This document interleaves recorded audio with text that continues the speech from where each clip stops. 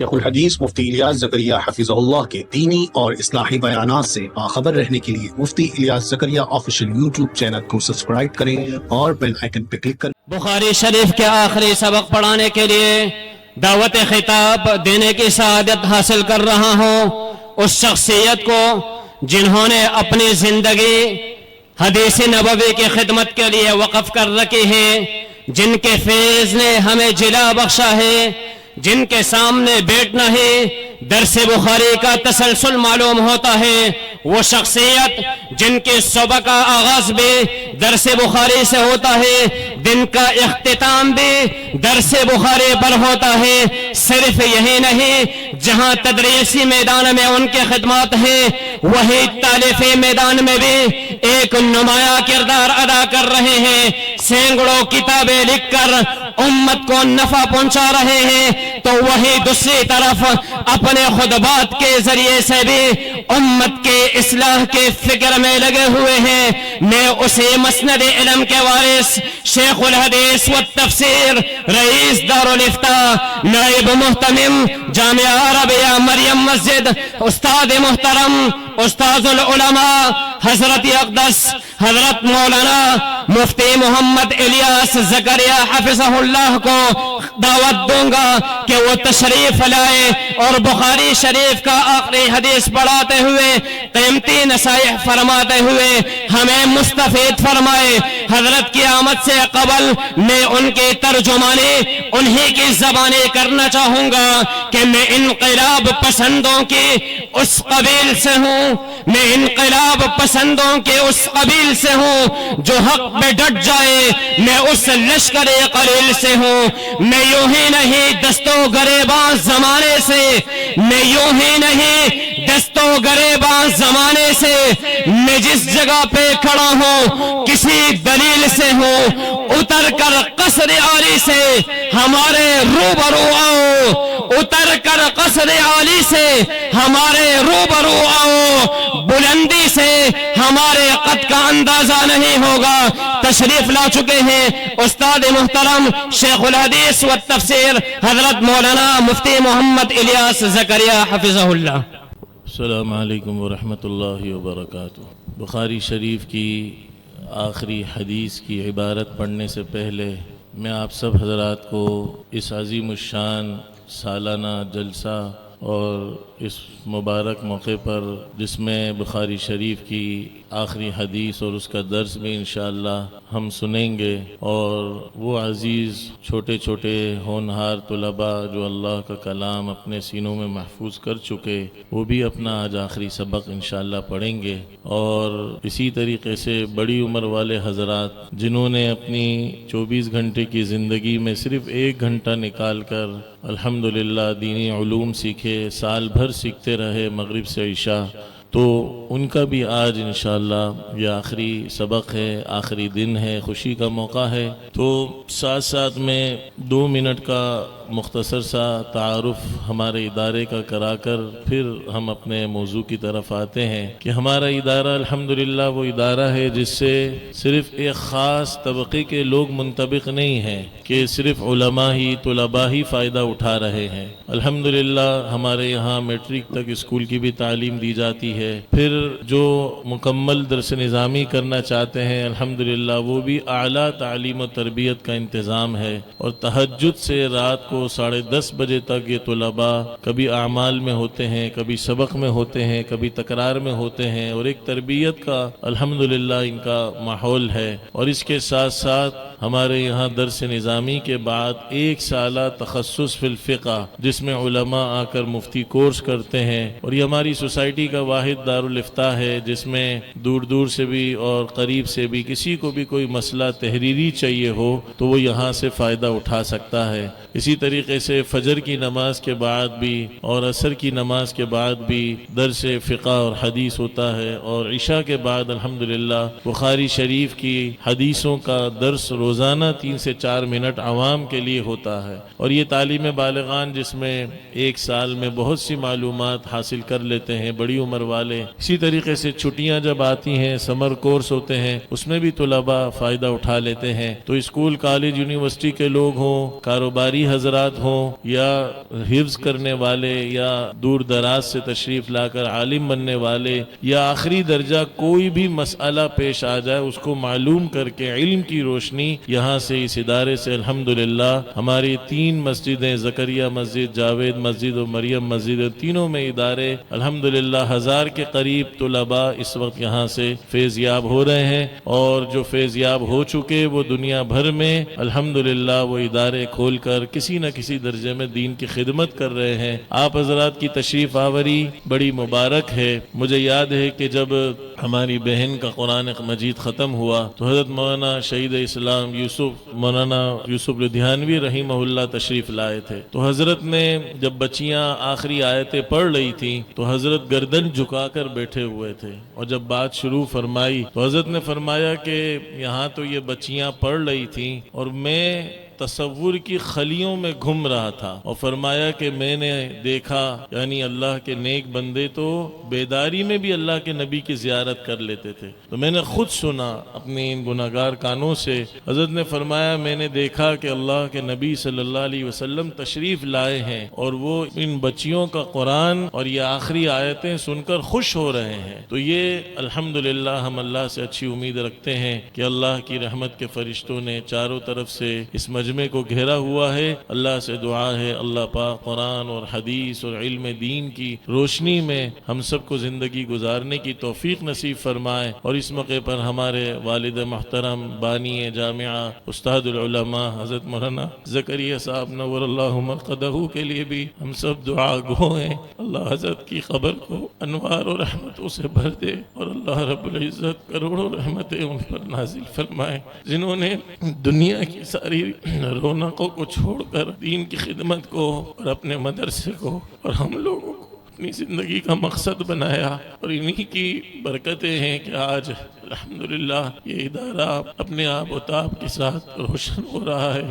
اللہ اس کو قیامت کی صبح تک اسی طرح روشن اور آباد فرمائے، اور اسی طرح پھول اور پھل یہاں سے نکل رہے ہوں اور دنیا اس سے معطر ہو رہی ہو۔ اب انشاءاللہ عزیز طالب علم بخاری شریف کی آخری حدیث کی تلاوت کریں گے، اور اس کے بعد انشاءاللہ اس کا درس ہوگا۔ پڑھیے بسم اللہ۔ بسم اللہ الرحمن الرحیم، الحمد للہ رب العالمین، والصلاة والسلام على أشرف الأنبياء والمرسلين وعلى آله وأصحابه الطيبين الطاهرين وعلى كل من تبعهم بإحسان إلى يوم الدين، أما بعد، فضيلة الشيخ العلامة الفقيه المحدث المفتي محمد إلياس زكريا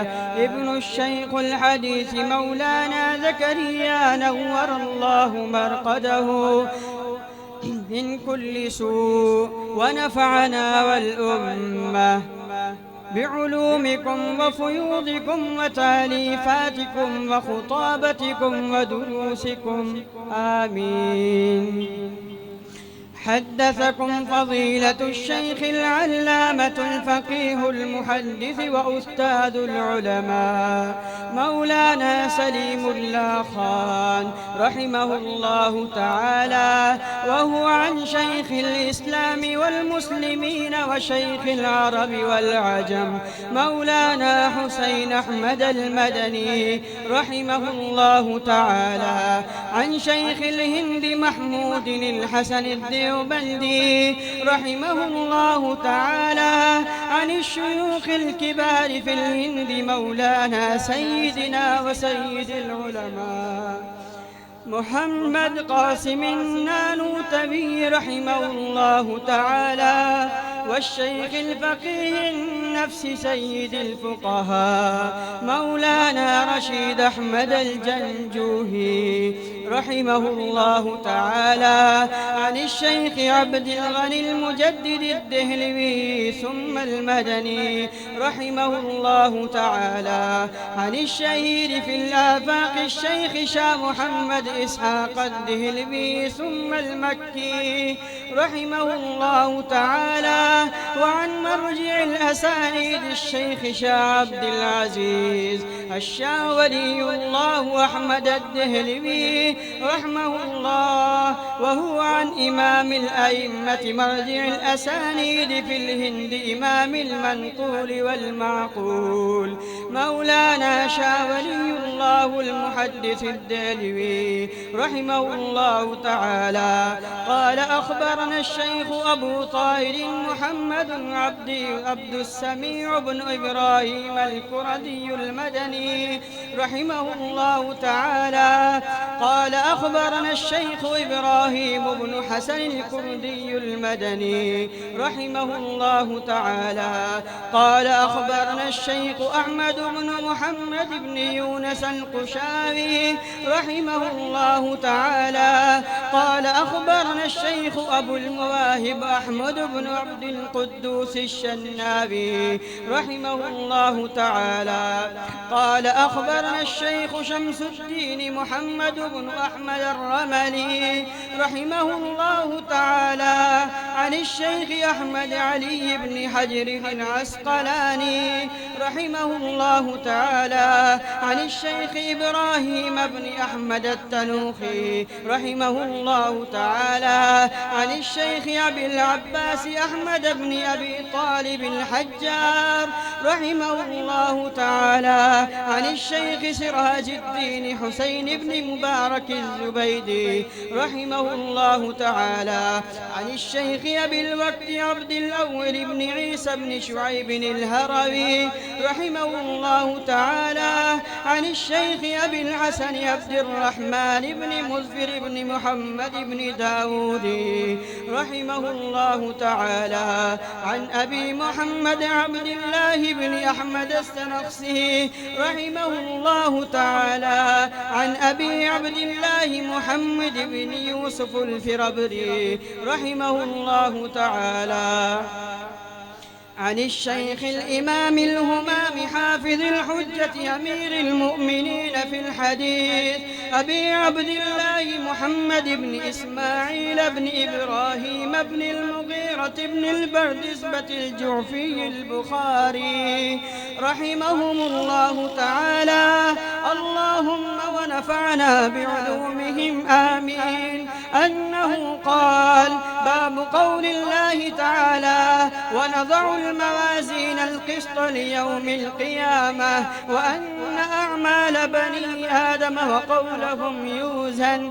وقال مجاهد القسطال والعدل بالرومية ويقال القسط مصدر المقسط وهو العادل وأما القاسط فهو الجائز وبه قال حدثنا أحمد أما القاسط فهو الجائر وأما القاسط فهو الجائر وبه قال حدثنا أحمد بن أشكاب قال حدثنا محمد بن فضيل عن عمارة بن القعقاع عن أبي زرعة عن أبي هريرة رضي الله تعالى عنه قال قال النبي صلى الله عليه وسلم كلمتان حبيبتان إلى الرحمن خفيفتان على اللسان ثقيلتان في الميزان سبحان الله وبحمده سبحان الله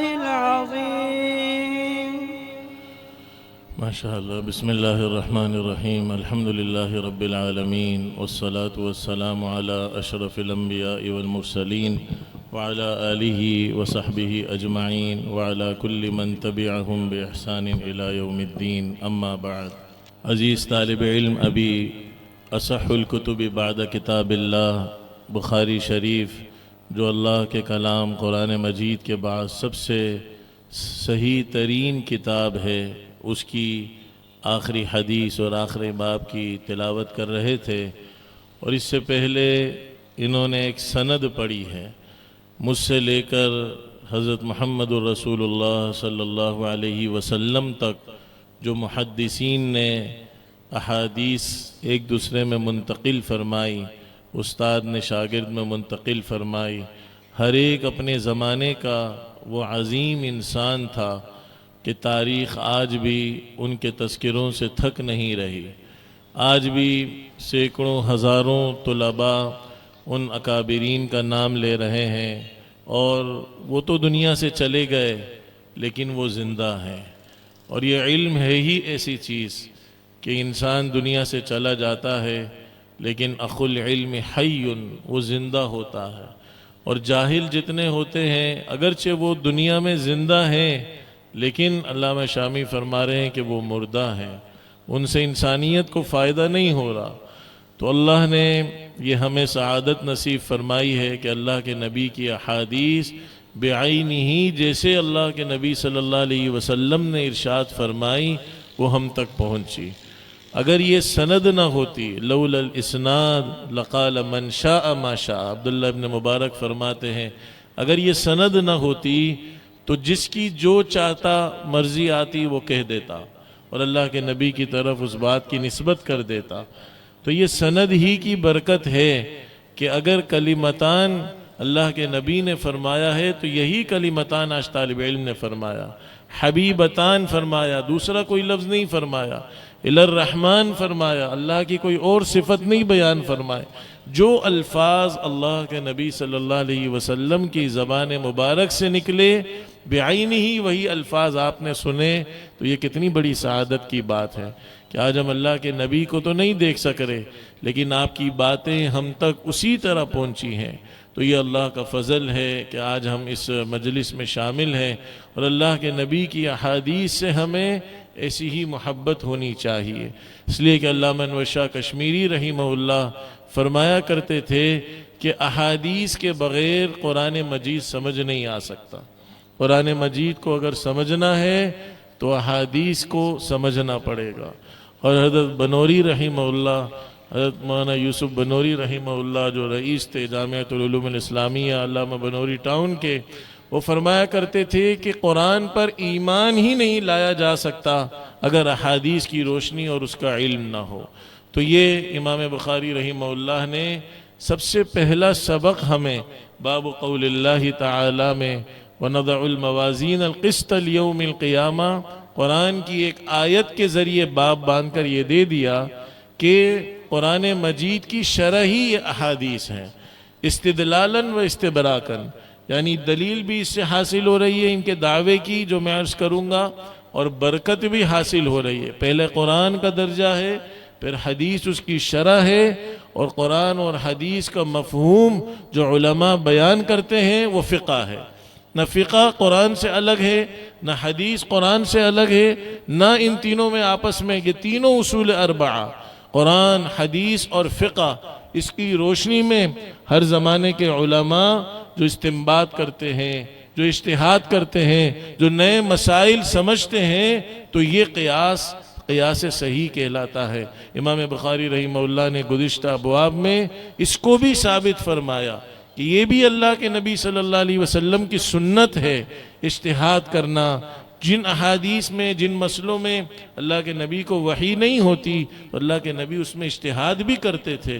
اور پھر اجماع امت کی بھی ایک حیثیت ہے، امت کسی مسئلے پر اجماع کر لے، تو ان اصولوں کی روشنی میں جو مسائل ہم تک پہنچتے ہیں یہ مفتیان اس کو بیان کرتے ہیں۔ تو آج کوئی اگر یہ کہتا ہے کہ یہ مسئلہ قرآن سے بیان کرو، حدیث سے بیان کرو، تو اگر قرآن کی ایک آیت کو لے لیا جائے تو ہر چیز قرآن میں موجود ہے۔ ما آتاکم الرسول فخذوہ ما نہاکم عنہ فانتہوا، رسول تمہیں جو کچھ بیان کر رہا ہے اس کو لے لو، اور رسول اللہ صلی اللہ علیہ وسلم جس چیز سے منع کر رہے ہیں اس سے رک جاؤ۔ تو ساری احادیث قرآن میں موجود ہے۔ قرآن نے کہا رسول جو بیان کرے اس کو لے لو، رسول جس چیز سے منع کرے اس سے رک جاؤ۔ تو الحمدللہ پہلا سبق آج ہمیں یہ مل رہا ہے کہ یہ سب اصول دین ہے جس سے آج ہم وابستہ ہیں. قرآن، حدیث، فقہ، یہ علماء جو مسائل بیان کر رہے ہیں، خطبات دے رہے ہیں، بشرطے کہ قرآن اور حدیث کی روشنی میں ہو. تو اللہ رب العزت اس پورے دین کے ساتھ ہم سب کو جڑنے کی توفیق نصیب فرمائے. دوسرا سبق، جیسا کہ امام بخاری رحمہ اللہ نے یہ باب باندھا، اور اس باب کے ذریعے امام بخاری ایک مسئلے کو ثابت کرنا چاہ رہے ہیں، اور وہ مسئلہ ہے وزن اعمال، کہ قیامت کے دن اعمال کا وزن ہوگا. یہ ایک بہت اہم مسئلہ ہے، اور اس کے پیچھے بہت بڑے ایک گمراہ فرقے کی تردید ہے جو اس زمانے میں معتزلہ تھا. ہر زمانے کے اندر کچھ لوگ اپنے کو روشن خیال سمجھتے ہیں، عقل پرست سمجھتے ہیں. ہر زمانے کے اندر ایسے لوگ آئے. ایک زمانہ تھا جس میں یہ حضرات صحاح ستہ قرآن اور حدیث سے وزن کو ثابت کریں کہ اعمال کا وزن کیسے ہوگا. لیکن سبق ہمیں کیا مل رہا ہے؟ سبق ہمیں یہ مل رہا ہے کہ جس طریقے سے دو سبق اس باب کو قائم کر کے اور اہم امام بخاری نے ہمیں دیے. ایک سبق تو یہ بتلا دیا آیت پیش کر کے کہ قرآن مجید ہی کی شرح یا حدیث نبوی ہے، اور دوسرا سبق ہمیں یہ دے دیا کہ جس طریقے سے علماء امت کا کام صحیح بات امت تک پہنچانا ہے، صحیح عقیدہ امت تک پہنچانا ہے، اسی طرح ان کا ایک بہت بڑا منصب اور ان کی ذمہ داری یہ بھی ہے کہ وہ غلط باتوں کی تردید کریں. امام بخاری رحمہ اللہ نے شروع میں کتاب الایمان قائم فرمائی، اس میں صحیح باتیں بیان فرمائی، ایمان سے متعلق جو ان کی صحیح عقائد کی باتیں تھیں ان کے کئی ابواب ذکر فرمائے. آخر میں کتاب التوحید کو قائم فرمایا. ایک اشکال ہو سکتا ہے کہ کتاب التوحید ایمانی کا حصہ ہے تو الگ الگ کیوں ذکر فرمایا؟ تو ایک وجہ اس کی یہ ہے کہ وہاں اثبات فرمایا. ایمان ایک اثباتی ہے، کن کن چیزوں پر ایمان لانا ہے، اور ایمان ایک منفی ایمان یعنی جن چیزوں کی نفی کرنی ہے وہ بھی ایمان کا ایک بہت بڑا حصہ ہے کہ یہ چیز غلط ہے، یہ چیز غلط ہے، یہ چیز غلط ہے. تو آخر میں کتاب التوحید قائم کر کے آپ نے جن عزیز طلباء نے کئی ابواب پڑھے. امام بخاری رحمہ اللہ نے جو غلط لوگوں کی ایمان کی طرف منسوب باتیں تھیں ان سب کی تردید کی، اس بات کو ثابت کرنے کے لیے کہ جس طریقے سے ایمان کے اندر بہت سی چیزوں پر ایمان لانا ہے، اسی طریقے سے جو غلط عقائد ہیں اس کی نفی کرنا بھی ایمان کا ایک حصہ ہے. اور اپنی کتاب کو سب سے افضل موضوع توحید پر ختم کرنے کے لیے ختامہ مسک، جیسے جنت کی شراب ہوگی اور اس کی مہر مشک سے ہوگی، اسی طرح توحید جو ایمان کی ایک بہت بڑی شان ہے اس کے ذریعے اپنی کتاب کو ختم کرتے ہوئے ہمیں ایک سبق یہ بھی دے دیا جو آج ہم کہتے ہیں نا سبھی اپنے ہیں، یہودی بھی اپنے، عیسائی بھی اپنے، ہندو بھی اپنے، اور معاذ اللہ قادیانی بھی. انسان تو ہیں، فلانے وہ تو ہیں، انسانیت کے دائرے میں سب اپنے ہیں. لیکن یاد رکھیے دین کے معاملے میں، عقیدے کے معاملے میں جو غلط بات کو کہے گا کہ یہ اپنا ہے، یہ صحیح ہے، ہر جگہ میری نماز ہو جاتی ہے، یاد رکھیے یہ فرقہ واریت نہیں ہے، یہ احقاق حق ہے. کیا حق ہے، کیا غلط ہے، کیا سچ ہے، کیا جھوٹ ہے، کیا صحیح ہے، کیا جھوٹی نسبتیں اللہ کے نبی صلی اللہ علیہ وسلم کی طرف ہیں. تو ایک عجیب سا لطیفہ آپ کو سناؤں کہ تھوڑے عرصے پہلے کچھ حضرات میرے پاس آئے، خفیہ ایجنسی کے لوگ، کہ ہم مساجد کے اندر ایک خطبہ دینا چاہتے ہیں پورے پاکستان کے اندر. اور الحمدللہ جیسا کہ آپ کے علم میں ہے کہ اللہ کچھ ناچیز سے تالیفات کا کام کچھ لیا ہے، اللہ پاک لیتے رہے موت تک اور یہ سلسلہ قیامت تک چلتا رہے. تو آپ بھی اس ٹیم میں آ جائیں جو علماء کو خطبہ لکھ کر دیں گے. تو اس سلسلے میں آپ حیران ہوں گے کہ ہمارے اہل سنت والجماعت مسلک دیوبند کے علماء نے اتنا اختلاف نہیں کیا جتنے دوسرے لوگ پریشان ہو گئے. دوسرے لوگ پریشان کیوں ہو گئے؟ پریشانی کی ایک ہی وجہ تھی، وجہ یہی ہے کہ ہمارا جتنا بھی مذہب ہے، مسلک ہے، وہ قرآن اور حدیث سے ہٹ کر نہیں ہے، کوئی نئی بات اس کے اندر نہیں ہے. اور میں نے یہی ان سے کہا کہ یہ تو اور اچھی بات ہے، ہر بات قرآن اور حدیث سے ہوگی، ساری فرقہ واریت اس سے ختم ہو سکتی ہے اگر قرآن حدیث سے ہٹ کر کوئی بات نہ ہو۔ لیکن جن لوگوں نے اپنے دین کے اندر نئی نئی باتیں پیدا کر دی ہیں وہ سب پریشان ہو گئے کہ اگر ہر بات حوالے سے دینی پڑے گی تو اس کے علاوہ کی بات تو سب قرآن اور حدیث سے ہٹ کر ہے۔ تو اس لیے میرے دوستو آج ہمیں یہ سبق مل رہا ہے، صحیح عقیدے کے ساتھ غلط عقیدے کو بھی سمجھنا۔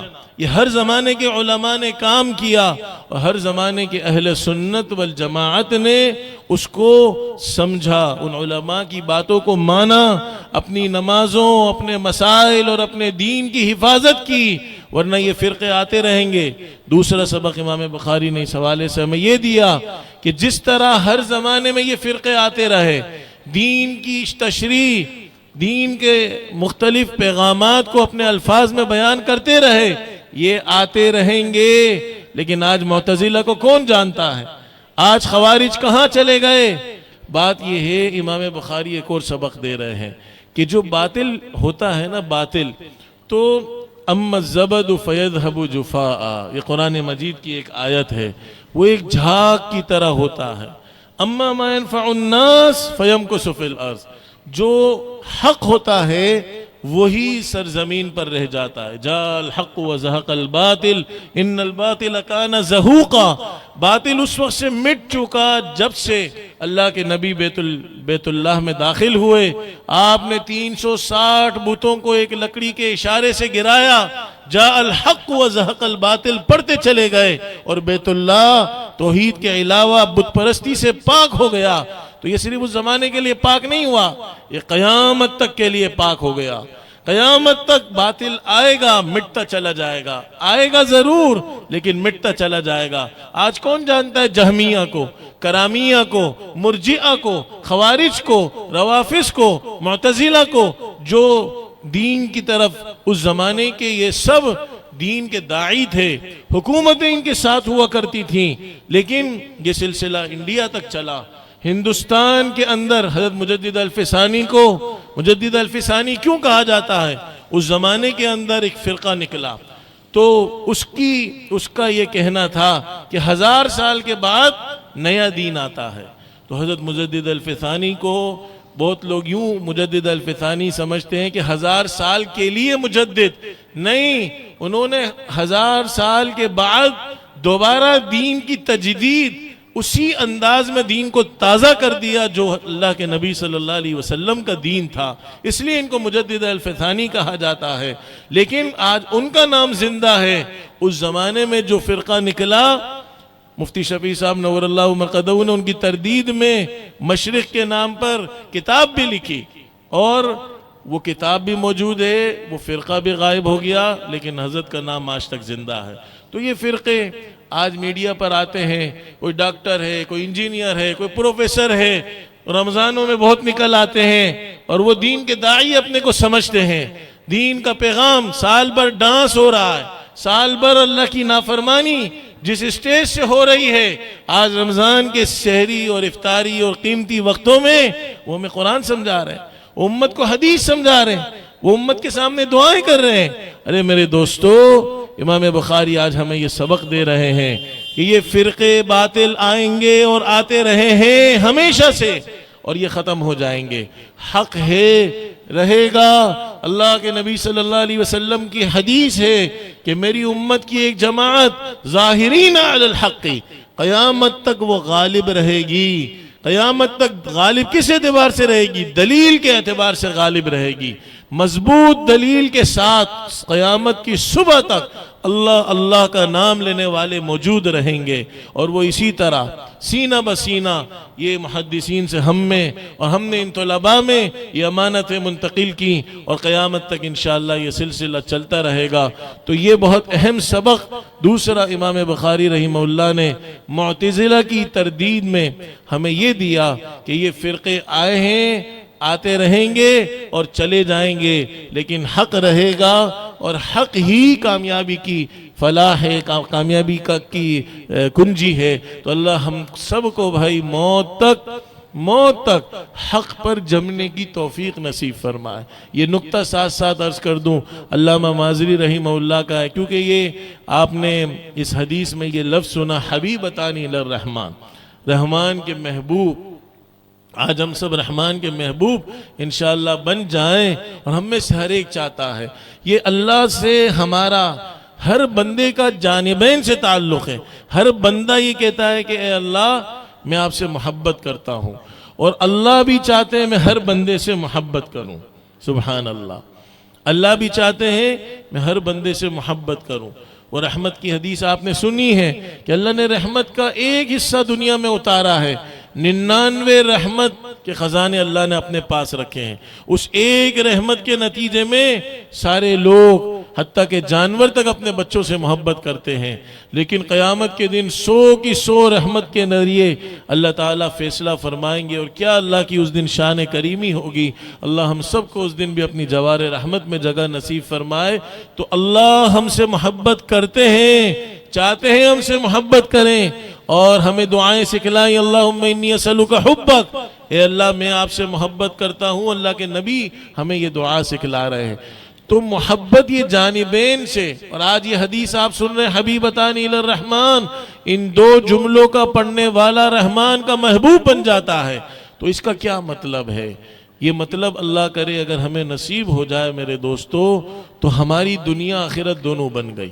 اللہ کا بندوں سے محبت کا مطلب کیا ہے کہ اللہ طاعات کی توفیق نصیب فرما دیتے ہیں، گناہوں سے بچنے کی توفیق نصیب فرما دیتے ہیں، نیکیوں پر اللہ ان کو اجر عطا کریں گے، گناہوں پر اللہ سزا دیں گے۔ یہ بھی اللہ کی رحمت کا نتیجہ ہے۔ اگر سزا زیادہ مل جائے یا تھوڑی سی سزا نہ ملے تو بڑے عذاب میں انسان مبتلا ہو، یہ چھوٹی چھوٹی آفتیں بھی اللہ کی رحمت کا نتیجہ ہوتی ہیں۔ جیسے باپ بچے کو سزا دیتا ہے تاکہ وہ بڑی تکلیف سے بچ جائے، تو اللہ کا بندوں سے رحمت کا مطلب اللہ ہمیں نیکیوں کی توفیق نصیب فرمائے، گناہوں سے بچنے کی توفیق نصیب فرمائے۔ اور بندوں کا اللہ سے محبت کا کیا مطلب ہے، جو میں ابھی عرض کر رہا ہوں، جو میرا موضوع تھا بات کا، کہ دین پر ہم صحیح استقامت کے ساتھ جم جائیں، تو بندوں کا اللہ سے محبت کا مطلب یہ ہے کہ اللہ کی اطاعت پر استقامت ہو۔ فَاسْتَقِمْ كَمَا أُمِرْتَ، جیسے آپ کو حکم دیا گیا سیدھا چلیے۔ اللہ کے نبی صلی اللہ علیہ وسلم فرما رہے، مجھے سورہ ہود اور اس جیسی سورتوں نے بوڑھا کر دیا۔ پوچھا گیا کس آیت نے یا رسول اللہ؟ فرمایا اس آیت نے۔ اللہ فرما رہے سیدھا چلیے، فَاسْتَقِمْ كَمَا أُمِرْتَ، جیسے آپ کو حکم دیا جا رہا ہے، خاص کر عقیدے کے معاملے میں۔ امام بخاری نے یہ باب ہمیں باندھ کر یہ سبق دیا، عقیدے کے معاملے میں کسی کی غلط بات نہ سننا، کسی بدعتی کی بات میں نہ آنا۔ من وقر صاحب البدعہ، ایسے بدعتی کو جو کھڑے ہو کر سلام بھی کرتا ہے، اس کو عزت دیتا ہے، اس نے بھی دین کی دیوار کو گرا دیا۔ تو میرے دوستو، آج یہ فرقے بہت ہیں۔ ایک زمانہ تھا علماء کھلے عام صحیح عقیدہ بھی بیان کرتے تھے، آج اس میں بھی سختی بڑھتی جا رہی ہے۔ حکومت کی سطح پر اس بات کی کوشش ہو رہی ہے کہ صحیح عقیدہ امت کے سامنے نہ آئے، لیکن میرے دوستو صحیح عقیدہ سب کو معلوم ہے، ہونا چاہیے۔ بات یہ ہے کہ جم کر انسان اللہ سے یہ دعا مانگے کہ خاتمہ بھی صحیح عقیدے پر ہو جائے۔ تو امام بخاری رحمہ اللہ نے وزن اعمال کو ثابت کرنے کے لیے یہ باب باندھا، باب قول اللہ تعالی وَنَضَعُ الْمَوَازِينَ الْقِسْطَ لِيَوْمِ الْقِيَامَةِ، کہ قیامت کے دن ہم انصاف کی ترازویں قائم کریں گے۔ انصاف کی ترازویں، یہ موازین جمع ہے میزان کی۔ اب جمع ہونے کی وجہ سے بعض محدثین کی یہ رائے ہے کہ اس زمانے کے اندر بھی، اس زمانے کے اندر ہر انسان کی الگ، یعنی میزان عدل جب قائم ہوگا، الگ میزان لے کے ہر ایک کھڑا ہوگا، اور یا ہر عمل کی الگ میزان ہوگی۔ لیکن جو جمہور محدثین کی رائے ہے وہ یہ کہ یا موازین جو جمع ہے وہ تفخیم شان کے لیے ہے، کہ ایک میزان اتنی بڑی ہوگی کہ حضرت سلمان فارسی رضی اللہ عنہ نے میزان کی تعریف فرمائی کہ قیامت کے دن یہ میزان کیسی ہوگی۔ فرمایا کہ یوضع المیزان لہو کفتان، اس کی دو پلڑے ہوں گے، دو پلڑے ہوں گے اس میزان کے، اور پھر فرمایا ایک کفہ اور ایک پلڑا اس کا اتنا بڑا ہوگا کہ اگر لوضع فی احدہما السماوات والارض، اگر ساتوں آسمان ساتوں زمین اگر ایک پلڑے کے اندر رکھ دیے جائیں تو لوسعتہ، تو وہ ایک پلڑا ان سب کو سمو لے اپنے اندر. تو وہ کتنا بڑا میزان ہوگا، اس کی تفخیم کو بیان کرنے کے لیے جیسے اللہ قرآن مجید میں کذبت ثمود المرسلین فرما رہے ہیں. اب مرسلین قوم سمود کے پاس تو صرف حضرت صالح علیہ السلام آئے تھے، لیکن رسولوں کی یعنی ایک رسول ان کی عظمت اتنی زیادہ تھی کہ اللہ نے مرسلین جمع کا صیغہ استعمال فرمایا. تو یہاں بھی اللہ نضع الموازین میں جو جمع فرما رہے ہیں وہ میزان کی تفخیم شان کو بیان کرنے کے لیے، اور اس کی صفت پھر عدل کو بیان فرمایا. اور مصدر جب صفت بن جائے تو وہ مبالغے کے لیے آتا ہے.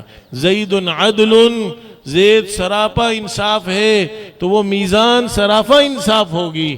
اور بعض حضرات نے اس کے اندر یہ توجیہ کی ہے، علامہ ابو اسحاق الزجاج نے، کہ یہاں پہ ذوات کا لفظ محذوف ہے، وَنَضَعُ الْمَوَازِينَ ذَوَاتِ الْقِسْطِ، کہ وہ میزان انصاف والی ہوں گی، وہ انصاف والی ہوں گی، یعنی اس میں ظلم نہیں ہوگا.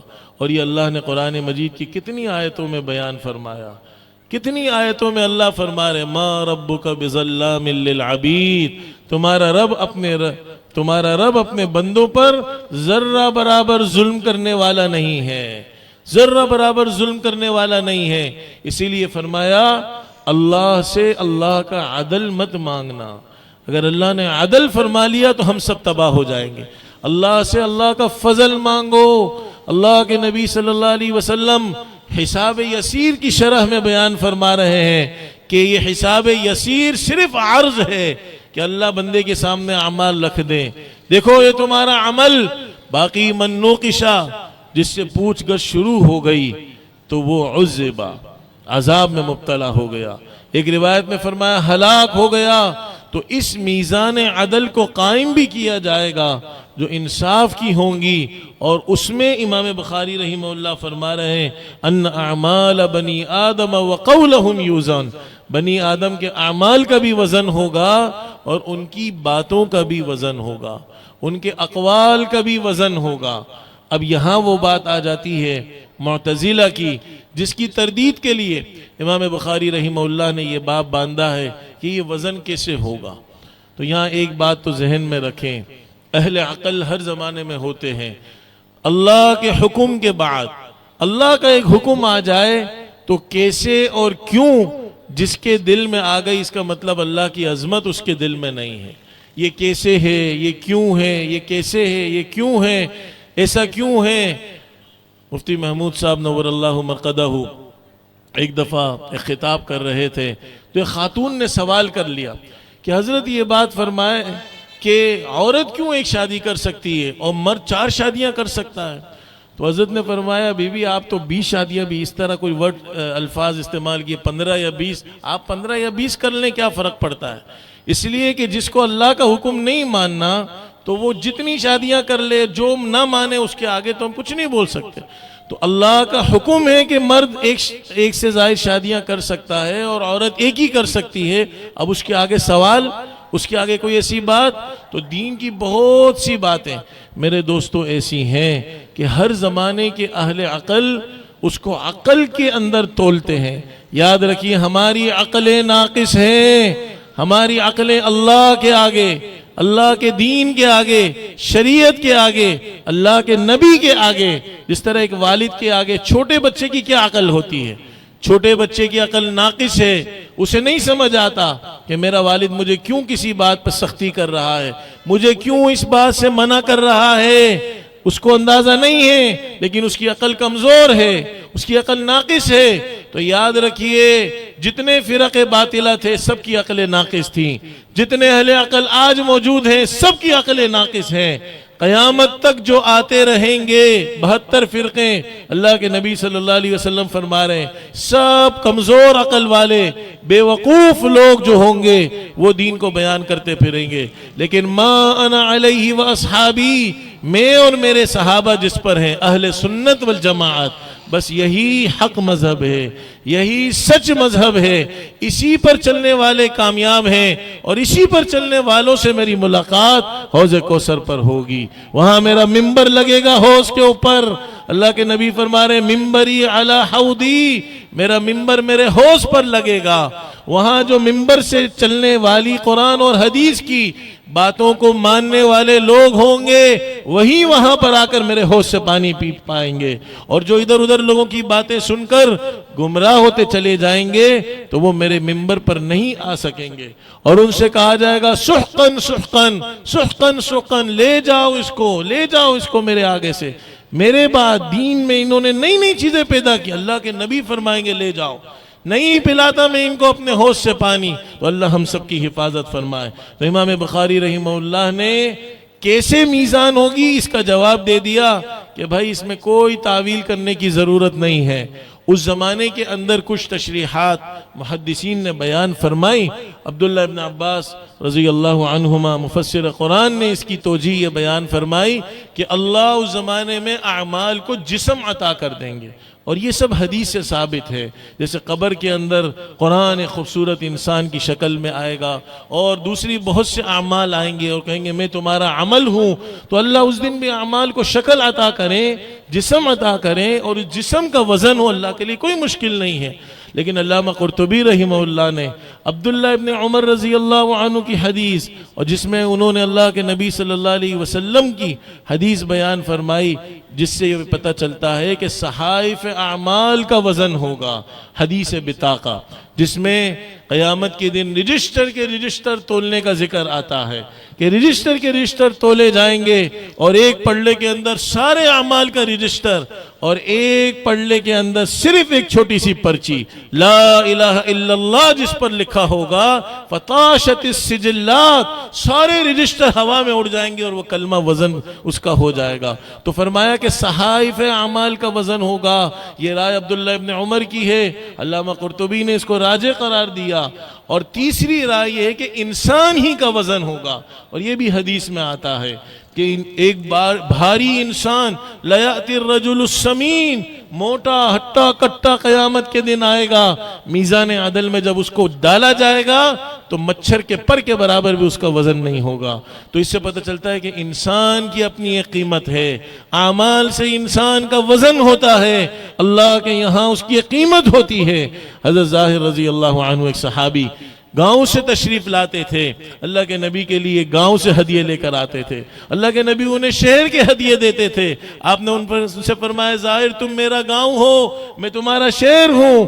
ایک دفعہ حضرت ظاہر گاؤں میں بازار میں کوئی چیز بیچ رہے تھے، اللہ کے نبی نے پیچھے سے جا کر پکڑ لیا۔ تو جب انہیں پتہ چلا اللہ کے نبی ہیں تو اپنا جسم اللہ کے نبی صلی اللہ علیہ وسلم سے ملنے لگے۔ پھر آپ نے فرمایا من یشتری منی ھذا الغلام، اس غلام کو مجھ سے کون خریدے گا؟ تو حضرت ظاہر نے فرمایا اذن تجدنی قاصدا یا رسول اللہ کے رسول آپ تو مجھے کھوٹا پائیں گے، میری کون قیمت دے گا؟ اللہ کے نبی صلی اللہ علیہ وسلم نے فرمایا بل انت یا ظاہر عند اللہ غالیہ، اے ظاہر تو اللہ کے یہاں بڑا قیمتی ہے، تیری اللہ کے یہاں بڑی قیمت ہے۔ اس سے پتہ چلتا ہے کہ انسان کا وزن ہوگا اور انسان کی اپنی ایک قیمت ہوگی۔ ایک اور حدیث میں آپ علیہ السلام تشریف فرما تھے، ایک شخص گزرا مالدار، بڑے پیسے والا، بڑے عہدے والا۔ آپ نے صحابہ سے پوچھا اس کے بارے میں تمہارا کیا خیال ہے؟ تو صحابہ نے فرمایا رسول اللہ بات کرے سب اس کی بات سنیں، اگر کہیں پیغام نکاح دے فوراً قبول کریں، بڑا معزز ہے۔ پھر ایک اور شخص گزرا سادہ، اللہ کے نبی صلی اللہ علیہ وسلم نے پھر پوچھا، فرمایا اس کے بارے میں کیا گمان ہے؟ فرمایا رسول اللہ سادہ سا آدمی ہے، نہ کوئی دعوت پہ اس کو بلائے، نہ اس کے کوئی پیغام نکاح قبول کرے، نہ اس کی کوئی بات سنے۔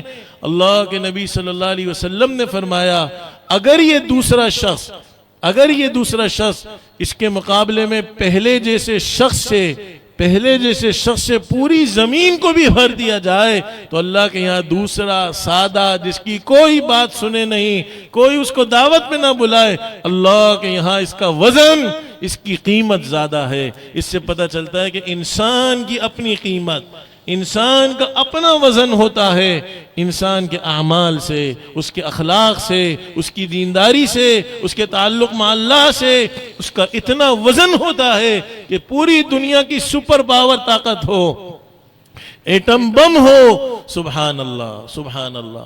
ہر زمانے کے اندر حکومت میں ایسے لوگ آتے تھے۔ ہم نے فخر المحدثین استاد العلماء حضرت مولانا سلیم اللہ خان صاحب نور اللہ مرقدہ، جو ہمارے شیخ بھی تھے، بڑے بہادر تھے حضرت۔ پرویز مشرف نے اس زمانے میں مدارس کے خلاف کوئی بات اور آواز اٹھائی، بہت سی باتیں تھیں، تو ہم نے جمعے کے خطبے میں سنا، حضرت نے فرمایا پرویز مشرف تمہاری ساری باتوں کو ہم جوتے کی نوک پر رکھ کر اڑا دیتے ہیں۔ اور ایک اور مجلس میں وہ بیٹھا ہوا تھا اور اس نے بڑی بڑی باتیں کی، تو حضرت نے سب سے کہا سب کھڑے ہو جاؤ یہاں سے، یہاں بیٹھنا ہی نہیں ہے اس کے پاس۔ تو ایسے بہادر، ایسے ہمت والے، ایسے وزنی اور قیمتی لوگ ہر زمانے میں ہوتے ہیں جن کا اللہ سے تعلق ہوتا ہے، تو پھر ان کا وزن اس کے مقابلے میں یہ جتنے اسلحے ہوں، جتنے ایٹم بم ہوں، جتنے دوسرے لوگ ہوں، لیکن اللہ کے یہاں ان کی وہ قیمت ہوتی ہے، وہ قیمت ہوتی ہے، اور اعمال میں وہ وزن ہوتا ہے جس کی کوئی اس کے مقابلے میں طاقت نہیں ہو سکتی۔ تو اس سے پتہ چلتا ہے ان باتوں سے کہ انسانوں کا وزن ہوگا دنیا میں، کہ بہت سے بڑے بڑے عہدے والوں کو جب وزن کیا جائے گا مچھر کے پر کے برابر وزن نہیں ہوگا۔ اور تیسری جو بات امام بخاری نے راجح قرار دی وہ بہت سی احادیث سے پتہ چلتی ہے، اور آج یہ مسئلہ آسان ہو گیا کہ کوئی اس میں نہ انسانوں کی تعویل کی ضرورت ہے، نہ جسم بنایا جائے اس تعویل کی ضرورت ہے، نہ صحائف اعمال کی تعویل کی ضرورت ہے۔ براہ راست اعمال بنی آدم کا وزن ہوگا، براہ راست اقوال بنی آدم کا وزن ہوگا، اور آج یہ وزن ہم سب نے دیکھ لیا۔ حرارت کا وزن ہوتا ہے، برودت کا وزن ہوتا ہے، تھرمامیٹر سے بخار کا وزن ہوتا ہے، اس کا کوئی جسم تو نہیں ہوتا۔ تو اللہ اس پر قادر ہے کہ ہمارے اعمال کا وزن ہو اور ہماری باتوں کا وزن ہو۔ تو ان اعمال کے وزن کے ثابت کرنے کے لیے جو حدیث امام بخاری رحمہ اللہ نے پیش کی ہے، جس میں اللہ کے نبی صلی اللہ علیہ وسلم نے دو جملوں کا ذکر فرمایا، سبحان اللہ و بحمدہ سبحان اللہ العظیم، ان دو جملوں کے بارے میں فرمایا ثقیلتان فی المیزان، یہ دو جملے براہ راست وزنی ہوں گے، ان دو جملوں کا براہ راست وزن ہوگا۔ تو اس سے پتہ چلتا ہے کہ اعمال اور اقوال یہ براہ راست خود وزنی ہوں گے۔ اب میرے دوستوں، میرے عزیزوں، یہ ایک بہت اہم مسئلہ ہے، ہم سب کا مسئلہ ہے، ہم سب اللہ کے یہاں سرخ روح اور کامیاب ہونا چاہتے ہیں۔ تو اللہ کے یہاں اعمال کی گنتی نہیں ہوگی، کس نے کتنا صدقہ دیا، کس نے کتنی نمازیں پڑھی، کس نے کتنے حج کیے، کون معاشرے میں بہت بڑا سماجی فلاحی شخصیت کے نام سے مشہور ہے، نہیں، وہاں وزن ہوگا، کتنے میں سے کتنا دیا۔ حضرت ابو بکر تشریف لائے یا رسول اللہ، حضرت ابو بکر کے سارا مال حضرت عمر کے آدھے مال سے بھی کم، لیکن کیا فرمایا؟ اخلاص کی کتنی طاقت سے فرمایا کہ میں اپنے گھر پہ اللہ اور اس کے رسول کو چھوڑ کر آیا ہوں، میرے گھر پہ کچھ بھی نہیں ہے۔ حضرت عمر کہنے لگے کہ ابو بکر سے آج بھی میں نہیں آج تو میں سمجھا میں ابو بکر سے آگے بڑھ جاؤں گا۔ تو میرے دوستو، ایک کھجور کا ٹکڑا، ایک لسی کا گھونٹ حدیث میں آتا ہے، اخلاص سے کسی روزے دار کو افطار کرا دو۔ تو اللہ کے یہاں اعمال کی کثرت نہیں ہے کہ آج فقیر پریشان ہو، میں تو زیادہ عمرے نہیں کر سکتا، میں تو زیادہ حج نہیں کر سکتا، میں تو زیادہ صدقہ خیرات نہیں کر سکتا۔ اللہ کے یہاں وزن ہے، اور وزن مومن کا دین اتنا آسان ہے۔ عجباً لامر المؤمن واہن لامر المؤمن، مومن کا معاملہ بڑا عجیب ہے، اس کی ہر حال میں جنت بن سکتی ہے، وہ اپنے ہر عمل کو وزنی بنا سکتا ہے۔ خوشیاں پہنچے، شریعت کے مطابق کر لو، سنت کے مطابق کر لو، اپنی نیت کو درست کر لو تو تمہیں شکر کی جنت مل گئی۔ تکلیف پہنچی تو صبر کر لو، تمہیں صبر کی جنت مل گئی۔ خوشی میں بھی جنت بن رہی ہے، صبر میں بھی جنت بن رہی ہے، بشرطے کہ دو باتوں کا اہتمام ہو۔ ایک تو وہ عمل سنت کے مطابق ہو، شریعت کے مطابق ہو، شریعت کے خلاف کوئی بھی کام ہو، بھلے وہ جتنے اخلاص کے ساتھ ہو۔ یہ جتنی بدعتیں ہیں، ہر زمانے کے اندر محدثین فرماتے ہیں کہ بدعت ایجاد کرنے والا اخلاص کے ساتھ کرتا ہے، وہ اللہ کو راضی کرنے کے لیے اگرچہ کرتا ہو، لیکن اگر وہ طریقہ صحیح نہیں ہے تو وہ عمل اللہ کے یہاں مردود ہے۔ سب سے پہلی چیز یہ ہے کہ وہ عمل صحیح ہو، وہ عمل کا طریقہ صحیح ہو، اس عمل میں خلاف شرع کوئی چیز نہ ہو۔ پھر اگلا درجہ اخلاص کا ہے، اگلا درجہ یہ ہے کہ وہ عمل اللہ کی رضا کے لیے ہو۔ میرے دوستو، قیامت کے دن اعلان ہوگا کہ جس شخص نے جو عمل جس کو دکھانے کے لیے کیا ہے، آج اس سے جا کر اس کا بدلہ لے لے، آج اس سے جا کر اس کا بدلہ لے لے۔ اور ظاہر ہے کہ جس کو خوش کرنے کے لیے آج دنیا میں جو کچھ ہم کرتے ہیں، کون اس دن کام آئے گا؟ کوئی کام نہیں آئے گا، صرف اللہ ہی کی نظر کرم اور اللہ ہی کی رحمت ہمارا کام بنا سکتی ہے۔ تو اس لیے انسان چھوٹے سے چھوٹا عمل کرے، بس میرا رب مجھ سے راضی ہو جائے۔ امام بخاری رحمہ اللہ نے پہلی حدیث انما الاعمال بالنیات کی ذکر فرمائی، آخر میں یہ وزن اعمال کا باب باندھا، اشارہ اس بات کی طرف ہے اپنے اعمال میں وزن پیدا کرنا چاہتے ہو، اللہ کی رضا کے علاوہ کسی مخلوق کی رضا کو سامنے نہ رکھو۔ یہ مخلوق کسی حال میں خوش نہیں ہے، یہ تو تعریف کرے تو برابر ہو، یہ اخلاص کا اعلیٰ درجہ ہے۔ اعلیٰ درجہ یہ ہے کہ مادح اور ذام برابر ہو جائے، مدح کرنے والا اور مذمت کرنے والا برابر ہو جائے۔ انسان کسی کی تعریف سے بھی خوش نہ ہو، کسی کی برائی سے بھی پریشان نہ ہو۔ اگر وہ صحیح کام کر رہا ہے، حق کام کر رہا ہے، ہمیشہ اہل حق ہر زمانے میں کم رہے ہیں، اگر وہ لوگوں کی برائی سے پریشان ہو جاتے تو یہ حق آج ہم تک نہ پہنچتا، یہ دین اس طرح دنیا میں نہ پھیلتا۔ تو مادح اور ذام برابر ہو جائے۔ حضرت مولانا رشید احمد گنگوہی رحمہ اللہ جب اسی طرح فارغ ہوئے، جس طرح آج یہ عزیز طلباء فارغ ہو رہے ہیں، تو اس زمانے کے اندر جب انسان فارغ ہوتا ہے تو ایک جذبہ ہوتا ہے کہ میں دین کی خدمت ایسے کروں گا، ایسے کروں گا، ایسے لوگوں سے مناظرہ کروں گا۔ تو اس زمانے کے اندر تھانہ بھون میں 3 خانقاہیں تھیں، ایک خانقاہ شیخ محمد تھانوی کی تھی، اور ایک خانقاہ ایک حافظ صاحب کی تھی، اور ایک اور خانقاہ جو تھی وہ حاجی امداد اللہ مہاجر مکی رحمہ اللہ کی تھی۔ تو حضرت مولانا رشید احمد گنگوہی نے اس زمانے میں شیخ محمد تھانوی نے ایک رسالہ لکھا، اور اس میں کوئی بات وہ غلط لکھ دی، ان سے بظاہر غلطی ہو گئی۔ تو حضرت مولانا رشید احمد گنگوہی رحمہ اللہ چلے ان سے مناظرہ کرنے کے لیے۔ تو راستے میں جب یہ حافظ صاحب کی خانقاہ میں پہنچے تو انہوں نے پوچھا کہاں جا رہے ہو؟ کہا میں شیخ محمد سے مناظرہ کرنے جا رہا ہوں۔ تو انہوں نے کہا کہ بھائی وہ تو اتنے بڑے بزرگ ہیں، پہلے اپنی تو اصلاح کر لو، اپنی اصلاح کر لو، اس نیت سے پہلے تم حاجی امداد اللہ کی خانقاہ میں چلے جاؤ۔ تو حاجی امداد اللہ مہاجر مکی رحمہ اللہ کے خانقاہ میں حضرت رشید احمد گنگوہی پہنچ گئے، اور تعلیم کے زمانے میں بھی انہوں نے درخواست کی تھی، حاجی امداد اللہ صاحب نے انکار کر دیا تھا کہ ابھی پڑھائی کرو، بیعت بعد میں کریں گے۔ فوراً حضرت سے بیعت ہو گئے۔ تو 40 دن تک حاجی امداد اللہ مہاجر مکی رحمہ اللہ نے انہیں خوب رگڑا دیا۔ مولانا رشید احمد گنگوہی رحمہ اللہ عالم ہو گئے، لیکن 40 دن تک اتنا ان کو رگڑا دیا کہ پھر وہ ایسے قیمتی بن گئے۔ ایک دفعہ حاجی امداد اللہ نے انہیں اپنے گھر پہ کوفتے کی دعوت پر بلایا۔ اب کوفتے اپنے سامنے رکھے اور ان کے سامنے دال روٹی رکھ دی۔ اب اس وقت حاجی وہ تشریف لے آئے جو جن کی دوسری خانقاہ تھی، حافظ صاحب تشریف لائے۔ تو حافظ صاحب نے حاجی امداد اللہ سے کہا کہ آپ کوفتے کھا رہے ہیں اور ان کو آپ دال کھلا رہے ہیں۔ تو فرمایا کہ یہ اس کی خوش نصیبی ہے کہ میں اس کو اپنے ساتھ کھلا رہا ہوں، چاہیے تو یہ تھا کہ میں اس کو باہر ہی دال روٹی دے دیتا۔ اتنی سخت بات کہی مٹانے کے لیے۔ جو مٹتے ہیں پھر وہ چمکتے ہیں، پھر وہ دمکتے ہیں، پھر وہ لوگوں کی آنکھوں کا تارا بنتے ہیں۔ چنانچہ جب یہ بات ارشاد فرمائی اور پھر دیکھا کہ ذرہ برابر بھی مولانا رشید احمد گنگوہی کی پیشانی پر جوں بھی نہیں رہیں گی کہ میرا شیخ میرے بارے میں کیسی بات کر رہا ہے، تو سمجھ گئے 40 دن ایک ہی کپڑے میں گزارے، اسی کپڑے میں گئے تھے، رہنے کا تو ارادہ نہیں تھا، اسی کو دھوتے، اسی کو پہن لیتے۔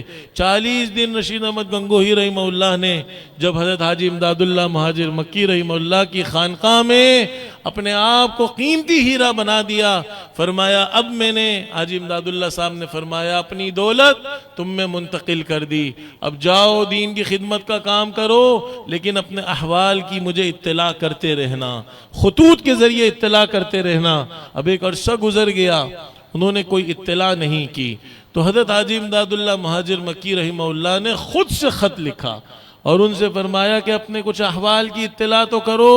تو حضرت مولانا رشید احمد گنگوہی رحمہ اللہ نے خط میں جواب میں لکھا کہ مجھ جیسے بے احوال کے کیا حال بتاؤں، بس حضرت کی صحبت کی برکت سے اتنا ہو گیا کہ شریعت کے جتنے احکام ہیں وہ اب طبیعت بن چکے۔ سبحان اللہ۔ میرے دوستو، یہ پورے دین کا خلاصہ ہے کہ اللہ کی شریعت کے احکام، جس طرح ہمیں بھوک لگتی ہے، سردی لگتی ہے، گرمی لگتی ہے، اسی طریقے سے یہ احکام شریعت ہماری طبیعت بن جائے۔ اسی کو ہمارے والد صاحب نور اللہ مرقدہ نے ہمیں جو دعائیں لکھائیں سکھلائیں طلباء کو کرواتے تھے، اس میں یہ دعا بھی تھی، اے اللہ امور شرعیہ کو امور طبعیہ بنا دے، امور شرعیہ امور طبعیہ بن جائے۔ تو فرمایا حضرت بس پہلی بات تو یہ ہے کہ امور شریعت اب میری طبیعت بن چکے ہیں، اور دوسری بات یہ ہے کہ مادح اور ذام میری نظر میں برابر ہو چکے، جس کے لیے میں نے یہ پورا قصہ سنایا جو اخلاص کا اعلیٰ درجہ ہے۔ فرمایا مادح اور ذام میری نظر میں برابر ہو چکے، نہ مجھے کسی کی تعریف سے خوشی ہوتی ہے، بس میرا اللہ مجھ سے راضی ہو جائے، نہ کسی کی مذمت سے میں پریشان ہوتا ہوں کہ میرا اللہ اگر مجھ سے خوش ہے تو کسی کی مذمت کی مجھے کیا پرواہ ہے۔ اور تیسری بات فرمائی، دین کے کسی بھی حکم میں مجھے کسی قسم کا اشکال باقی نہیں رہا۔ تو میرے دوستو، اللہ کرے یہ اخلاص جو ہماری نمازوں کا خشوع، ہماری نمازوں میں وزن پیدا کرے گا، اس کو ہم بڑھانے والے ہوں۔ ہمارے روزے میں تقوی اخلاص ہوگا تو تقوی روزے میں بڑھے گا، اس سے ہمارے روزے کا وزن میزان عدل میں بڑھے گا۔ صدقہ خیرات میں اخلاص کی نشانی یہ ہے کہ بائیں ہاتھ کو پتہ نہ چلے دائیں ہاتھ نے کیا خرچ کر دیا، اس سے ہمارے صدقہ خیرات کا وزن ہوگا، اگرچہ وہ تھوڑا ہو، وہ زیادہ نہ ہو، کتنے میں سے کتنا دیا اللہ یہ دیکھتے ہیں۔ عمرہ اور حج کا وزن اگر اخلاص ہوگا، زیادہ دعوتیں انسان نہیں کرے گا، زیادہ چرچے نہیں کرے گا، میں عمرے پہ جا رہا ہوں، میں حج پہ جا رہا ہوں۔ حضرت شیخ الحدیث مولانا زکریا صاحب نے فرمایا کہ حج کی روح ذوق و محبت اور خوف و خشیت ہے، بس اللہ کے خوف سے، اللہ کی محبت کے ساتھ وہ عمرے اور حج کو کرے گا، ایک عمرہ بھی زندگی میں نصیب ہو گیا وہ اس کی نجات کے لیے کافی ہوگا۔ تو اللہ بھائی ہر عمل میں ہم سب کو اخلاص اور وزن کی فکر نصیب فرمائے کہ براہ راست ان اعمال کا وزن قیامت کے دن ہوگا۔ حدیث پاک میں آتا ہے کہ قیامت کے دن اللہ ایسے شخص کے اعمال کو بھی ظاہر کر دیں گے جس نے ایک ایسی چٹان کے اندر عمل کیا جس کا نہ کوئی دروازہ تھا، جس کی نہ کوئی کھڑکی تھی۔ اچھا عمل کرے گا وہ بھی ظاہر ہو جائے گا، برا عمل کرے گا وہ بھی ظاہر ہو جائے گا، دنیا میں بھی ظاہر ہوگا اور آخرت میں بھی ظاہر ہوگا۔ تو اخلاص کی بڑی طاقت ہے۔ ما کان للہ فہو یبقی، اخلاص کے ساتھ جس چیز کی بنیاد ڈال دی جائے، ساری دنیا کی طاقت اس کو ختم کرنا چاہے وہ ختم نہیں کر سکتی، وہ باقی رہے گی۔ الحمدللہ یہ دین کے جتنے سلسلے ہیں ہمارے اکابرین نے اخلاص کے ساتھ ان کی بنیاد رکھی، صبح قیامت تک انشاءاللہ یہ جاری و ساری رہیں گے۔ تو میرے دوستو، اپنے اعمال کے وزن کی فکر، اور دوسرا فرمایا وقولہم یوزن، باتوں کا بھی وزن ہوگا۔ یہ جو باتیں آج کرنا تو بہت آسان ہے، لیکن حدیث میں اس کو افضل عبادت قرار دیا گیا کہ انسان اپنی زبان کی حفاظت کرے۔ نفلی عبادتوں میں سب سے افضل، حتیٰ کہ نفلی جہاد سے بھی افضل یہ ہے کہ ہم اپنی زبان کی حفاظت کریں۔ تفکر اولا ثم تکلم، پہلے تولو پھر بولو۔ تمہارا یہ ایک بول حدیث پاک میں آتا ہے کہ انسان نیکیاں کرتا رہتا ہے، اس کے اور جنت کے درمیان ایک ہاتھ کا فاصلہ رہ جاتا ہے۔ ایک زبان کا بول منہ سے ایسا نکال دیتا ہے جس سے وہاں سے اٹھا کر جہنم میں پہنچا دیا جاتا ہے۔ اور انسان گناہ کرتا رہتا ہے جہنم کے قریب پہنچ جاتا ہے، لیکن ایک اچھا بول وہاں سے اٹھا کر اس کو جنت میں پہنچا دیا جاتا ہے۔ تو بات کا اتنا وزن ہے۔ اللہ کے نبی صلی اللہ علیہ وسلم نے صحابہ کو زبان پکڑ کر، ایک صحابی بار بار پوچھ رہے یا رسول اللہ کوئی نصیحت فرما دے، کوئی نصیحت فرما دے، کوئی نصیحت فرما دے۔ آپ ہر دفعہ زبان پکڑتے اور فرماتے اس کی حفاظت کرو، اس کی حفاظت کرو، اس کی حفاظت کرو۔ اسی کو حضرت علی کرم اللہ وجہہ نے شعر میں فرمایا، جراحات السنان لها التیام ولا یلتام ما جرح اللسان۔ چھری کا، تیر کا، تلوار کا گھاؤ بھرا، لگا جو زخم زباں کا رہا ہمیشہ رہا۔ چھری کا زخم تو بھر جاتا ہے، تیر کا زخم تو بھر جاتا ہے، تلوار کا زخم تو بھر جاتا ہے، جو زبان کا زخم ہوتا ہے وہ ہمیشہ ہرا رہتا ہے۔ اس لیے درس نظامی تے جاتے جاتے امام بخاری فارغ ہوتے ہوتے ہم سب کو، اہل علم کو، ہماری پوری عوام کو یہ سبق دے رہے ہیں، اور یہ بہت اہم سبق ہے کہ اپنی ہر بات کا وزن اور ہر بات کی آخرت میں پوچھ ہوگی، اس کی فکر کرتے رہنا۔ ما یلفظ من قول الا لدیہ رقیب عتید، بات منہ سے نکل جائے دائیں بائیں فرشتہ انتظار کر رہا ہے، جو بولو گے لکھا جائے گا۔ کسی کا مذاق تو نہیں ہے، کسی کی غیبت تو نہیں ہے، کسی کی برائی تو نہیں ہے، بے تحقیق بات تو نہیں ہے۔ حدیث میں آیا جھوٹ کے لیے یہ بات کافی ہے، کفا بالمرء کذبا، جھوٹے ہونے کے لیے کافی ہے، بے تحقیق باتیں آگے نقل کر دو، بے تحقیق باتیں آگے نقل کر دو، یہ جھوٹا ہونے کے لیے کافی ہے۔ تو میرے دوستو ان باتوں کا وزن ہوگا۔ اللہ ان باتوں کی وزن کی ہم سب کو حفاظت کی توفیق نصیب فرمائے کہ ہم اپنے اعمال کی حفاظت کے ساتھ اور اس کے وزن کے ساتھ، اس میں اخلاص کی فکر کے ساتھ اپنی باتوں کی بھی فکر کرنے والے ہوں۔ پھر امام بخاری رحمہ اللہ نے اپنی عادت کے مطابق وقال مجاہد رحمہ اللہ القسطاس العدل بالرومیہ سے ایک مسئلے کی طرف اشارہ فرمایا ہے۔ اور امام بخاری رحمہ اللہ کی عادت ہے کہ جب کوئی لفظ قرآن مجید کی آیت سے وہ پیش کرتے ہیں تو اس کے جتنے جنس کے الفاظ ہوتے ہیں اس کی بھی تشریح وہ کر دیتے ہیں۔ تو امام بخاری کا ذہن فوراً قرآن مجید کی آیت وَزِنُوا بِالْقِسْطَاسِ الْمُسْتَقِيمِ کی طرف گیا، تو فرما رہے ہیں کہ یہ قسطاس کا جو لفظ ہے یہ رومی زبان کا لفظ ہے اور اس کے معنی عربی کے آتے ہیں، عربی میں اس کے معنی عدل کے آتے ہیں۔ تو اس سے ایک مسئلے کی طرف اشارہ فرمایا کہ کیا قرآن مجید میں کوئی دوسری زبان کے الفاظ بھی ہیں یا صرف عربی زبان کے الفاظ ہیں؟ تو امام شافعی رحمہ اللہ کی رائے یہ ہے میرے دوستو کہ قرآن مجید کے اندر کوئی لفظ عربی نہیں ہے، قرآن مجید پورا کا پورا کوئی لفظ غیر عربی عجمی نہیں ہے، قرآن مجید پورا کا پورا اللہ نے عربی زبان میں اتارا، اور یہ جتنے الفاظ ہیں وہ ایسے ہیں کہ وہ عرب کے علاوہ عجم میں مستعمل ہو گئے۔ لیکن امام بخاری رحمہ اللہ کی یہ رائے ہے، اسی طریقے سے دیگر بعض حضرات کی رائے ہے کہ قرآن مجید میں بہت کم الفاظ ہیں جو دوسری زبانوں کے، رومی زبان وغیرہ کے بھی قرآن میں مستعمل ہیں، جس میں سے یہ قسطاس کا لفظ بھی ہے۔ لیکن جمہور کی رائے یہ ہے کہ یہ ترادف کی قبیل سے ہے کہ ایک لفظ قرآن میں بھی موجود ہے عربی زبان کا اور دوسری زبانوں میں بھی موجود ہے۔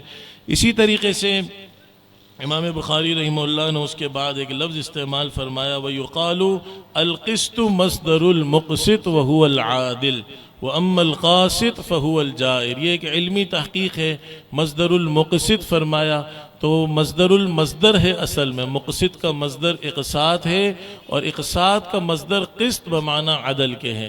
اب یہ قسط ہو تو عدل کے معنی میں ہے، قسط ہو تو جور اور ظلم کے معنی میں ہے، اسی لیے امام بخاری رحمہ اللہ نے قسط کی تشریح فرماتے ہوئے فرمایا کہ یہ عدل کے معنی میں ہے۔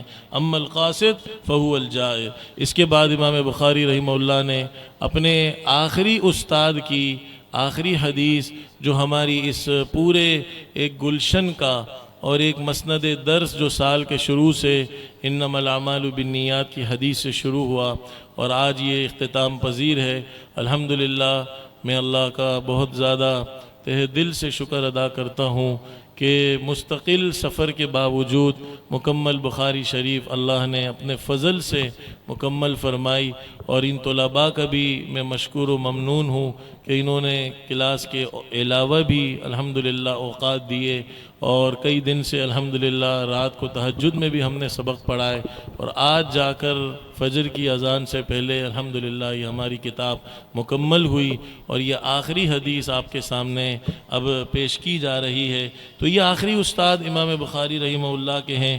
حدثنا محمد بن فضیل عن عمارة بن القعقاع عن ابی زرعہ عن ابی ہریرہ رضی اللہ عنہ وعنہم اجمعین قال النبی صلی اللہ علیہ وسلم کلمتان حبیبتان الی الرحمن خفیفتان علی اللسان ثقیلتان فی المیزان سبحان اللہ وبحمدہ سبحان اللہ العظیم۔ میرے ساتھ زور سے 3 دفعہ بلند آواز سے یہ تسبیح پڑھ لیجئے، سبحان اللہ وبحمدہ سبحان اللہ العظیم، سبحان اللہ وبحمدہ سبحان اللہ العظیم، سبحان اللہ وبحمدہ سبحان اللہ العظیم۔ ایک دفعہ پڑھنے پر میزان عدل بھر جاتا ہے، میزان میں یہ اتنے بھاری ہیں۔ اور ایک حدیث میں آتا ہے کہ من قال سبحان اللہ وبحمدہ 100 مرۃ، جو 100 مرتبہ روزانہ پڑھ لے گا، حطت خطایاہ وان کان مثل زبد البحر، سمندر کی جھاگ کے برابر بھی گناہ ہوں گے اللہ معاف کر دیں گے۔ روزانہ کی تسبیحات میں، معمولات میں، آج آپ سب تشریف لائے ہیں، یہاں سے کچھ لے کر جانا ہے، تو یہ ایک پیغام جو کئی باتیں عرض کی، اخلاص اور دیگر باتیں، ان کے ساتھ یہ ایک وظیفہ بھی ساتھ لیتے ہوئے جائیں، سبحان اللہ وبحمدہ سبحان اللہ العظیم۔ یہ ایسی تسبیح ہے کہ اس سے روزیاں ملتی ہیں، تمام پرندوں کو روزی اللہ اس تسبیح کی برکت سے دیتے ہیں۔ اللہ فرما رہے ان من شیء الا یسبح بحمدی، کوئی ایسا نہیں ہے میری مخلوق میں سے جو میری تسبیح نہ کرتا ہو، میری تعریف نہ کرتا ہو۔ یہ ہواؤں کا چلنا، یہ پرندوں کا چہچہانا، یہ سمندروں کا موجے مارنا، یہ رات میں چاند کی چاندنی، دن میں سورج کی کرنیں، یہ پھولوں کی مہک، یہ پھلوں کی مٹھاس، یہ سب اللہ کی تسبیح ہے۔ اللہ فرما رہے لیکن لا تفقہون تسبیحہم، تم ان کی تسبیح کو سمجھتے نہیں ہو۔ تو انسان تو سب سے زیادہ اللہ کا محتاج ہے، روزی میں سب سے زیادہ اللہ کا محتاج ہے، نیک بندہ بننے میں، جنت کمانے میں، تو ہمیں کثرت سے خاص کر سبحان اللہ وبحمدہ سبحان اللہ العظیم پڑھنا چاہیے۔ اور اس میں کیا ایسا راز ہے کہ انسان جب یہ 2 جملے پڑھتا ہے تو رحمان کا محبوب بن جاتا ہے۔ کیا اس میں ایسا راز ہے کہ یہ میزان میں اتنے بھاری ہیں؟ اس لیے کہ یہ اللہ کی تمام صفات کا خلاصہ ان 2 جملوں میں موجود ہے۔ علامہ کرمانی رحمہ اللہ فرماتے ہیں کہ اللہ کی صفات کی 2 قسمیں ہیں، ایک وجودی ہیں، ایک سلبی ہیں۔ اللہ کی جو صفات وجودی ہیں ان کو اکرام کہا جاتا ہے، صفات اکرام، اور اللہ کی جو سلبی صفات ہیں ان کو جلال والی صفات کہا جاتا ہے۔ جیسے قرآن مجید کی سورہ رحمان کی آیت ہے تبارک اسم ربک ذی الجلال والاکرام، اللہ کی ذات جلال والی ہے یعنی ہر نقص سے پاک ہے، اور اکرام والی ہے یعنی ہر اچھی صفت اللہ کی ذات میں موجود ہے۔ تو سبحان اللہ کے معنی میں اللہ کو ہر برائی سے پاک کرتا ہوں، وبحمدہ کے معنی ہر اچھی تعریف، ہر اچھی صفت میں اللہ کے لیے ثابت کرتا ہوں۔ تو جب بندہ یہ ایک جملہ پڑھتا ہے سبحان اللہ وبحمدہ سبحان اللہ العظیم، تو وہ اللہ کی تمام تسبیحات کو، اللہ کی تمام صفات کو ان ایک جملے میں ادا کرنے والا ہو جاتا ہے، جس کی 2 تاثیریں پیدا ہوتی ہیں۔ اللہ کی صفات جلالیہ سے، اللہ کی صفات جلالیہ سے خوف کی صفت پیدا ہوتی ہے، اور اللہ کی صفات کمالیہ سے اللہ کی محبت پیدا ہوتی ہے۔ محبت سے نیکیاں کرنا آسان، خوف سے گناہوں سے بچنا آسان، اور الایمان بین الرجاء والخوف، اور یہی ایمان کامل کی نشانی ہے کہ انسان کو اللہ سے پوری امید ہو اور اللہ سے پورا ڈر ہو۔ بڑھاپے میں خوف کے بجائے اللہ سے امید زیادہ ہونی چاہیے، اور جوانی میں زیادہ اللہ سے خوف ہونا چاہیے۔ حضرت ذوالنون مصری رحمہ اللہ سے کسی نے پوچھا کہ حضرت استغفار کی کثرت کریں یا درود شریف کی؟ تو حضرت نے فرمایا کہ کپڑا جب گندا ہو کپڑا جب گندا ہو تو اس پر پھر صابن لگایا جاتا ہے، اور کپڑا اگر صاف ستھرا ہو تو اس پر خوشبو لگائی جاتی ہے۔ فرمایا دل اگر گندا ہو تو استغفار کی کثرت کرو، دل گندا ہو تو استغفار سے دل کو پاک کرو، اور اگر وہ صاف ستھرا ہے تو پھر درود شریف کا عطر لگاتے جاؤ، انشاءاللہ اللہ روح کو پاکیزہ کر دیں گے۔ تو یہ خوف اور امید یہ اللہ تعالی ہم سب کو اپنی ذات سے بھرپور نصیب فرمائے، اور آپ سب کی اس آمد کو اللہ اپنی بارگاہ میں قبول فرمائے، اور یہ عزیز طلبہ جو آج آخری سبق پڑھ رہے ہیں، اللہ ان کو ساری زندگی قرآن اور حدیث اور دین کی خدمت کے لیے قبول فرمائے، اور آپ سب کی تشریف آوری پر ہم سب، ہمارا ادارہ آپ سب کا مشکور اور ممنون ہے۔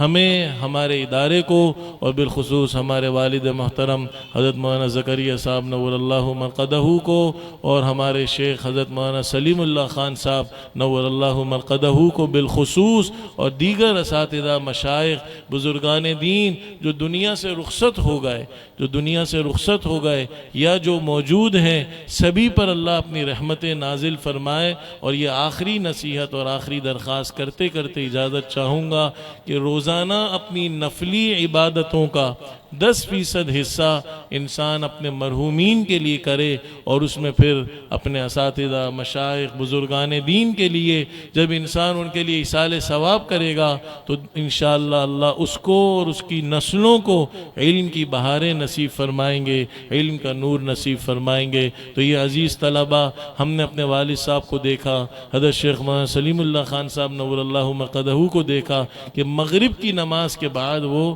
ان 2 رکعات کا اہتمام کر کے تمام اکابرین کو بخشتے تھے۔ تو آپ بھی اس کا اہتمام کریں، ہم بھی اس کا اہتمام کریں، انشاءاللہ آگے زندگی میں علم کی خدمت میں انشاءاللہ یہ 2 رکعتیں آپ کے لیے بہت بیش بہا خزانہ ثابت ہوں گی۔ اللہ آپ سب کی آمد کو قبول فرمائے، ہمارے اجتماع کو ہم سب کا ایسے ہی جنت میں جمع ہونے کا ذریعہ بنائے۔ وآخر دعوانا ان الحمدللہ رب العالمین۔